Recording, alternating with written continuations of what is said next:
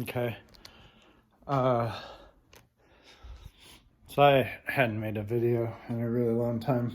Um, but I also haven't, nobody's really even watching these videos. But it's no big deal because I'm just doing this for myself anyway, just sort of like as a reminder to track my progress.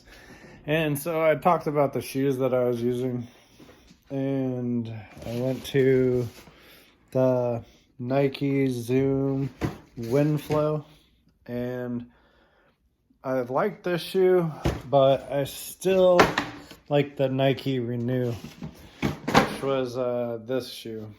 And so, as like an update, because I seriously think it's been like 2 months since I've even said anything or made a video.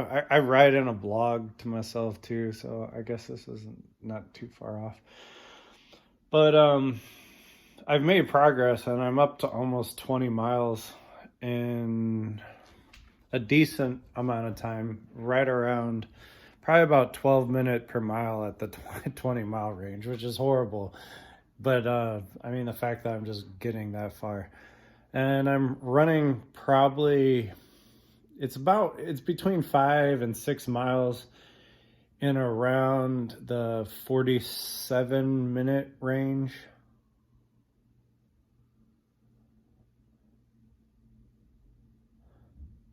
And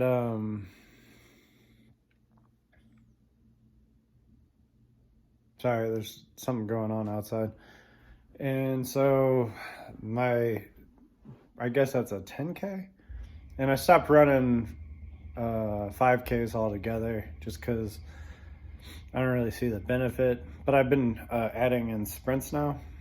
So now as I add in the sprints, I go from sprinting to mid-range runs to sprints to long distance runs.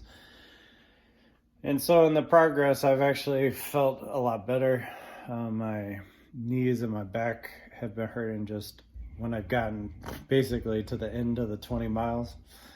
And then besides that, honestly, the only two things that I can really even come up with to even say is that my diet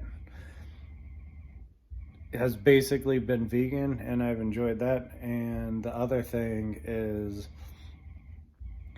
that I have made progress that I don't need any water or food on my big long runs now, but I'm running into a problem with dehydration for the next few days after that. So I'm just trying to work on what it is exactly that maybe you can't, maybe you have to have food and water at that point. But I need something. I guess I just need water and like a protein bar or something in the run. I tried a gel, and the gels make me sick. So anyway, I guess my like short take on what I was doing before was that it actually, how I've been doing my running progress has exponentially increased this past like 2 months. So whatever I'm doing is working pretty well.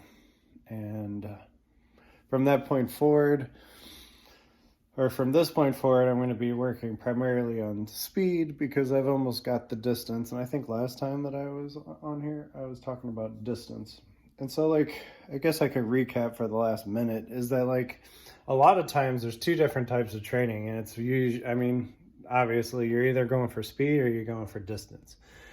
And if you're going for distance, it's your endurance. If you're going for speed, it's just, I guess it's mostly muscular. And so like at the beginning, if you have like a super long distance that you're trying to go, sometimes just walking that distance is much more productive than trying to run quickly a mile, like building up each mile. And then, but then once you hit that distance, you got to start adding the speed back in. So, I mean, like, I don't really know how to even suggest what you do, but like, if you say you're like wanting to run like a certain mileage, I would just start with completing that a mileage and then gradually maybe walk running and then jogging and then getting up to running and then cut it back down the other way, the way that you progressed, and digress the other way with speed. So by the time that you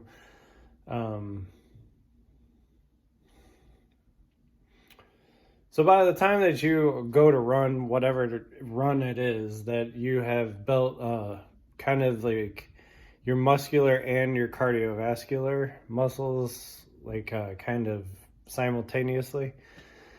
And for sure, I can't stress enough what diet does, and obviously keeping hydrated. But I already said that. And so anyway, I just thought that it was interesting because I didn't end up liking any of the new shoes, which I forgot to actually wear again. And I just wanted to remind myself, apparently, since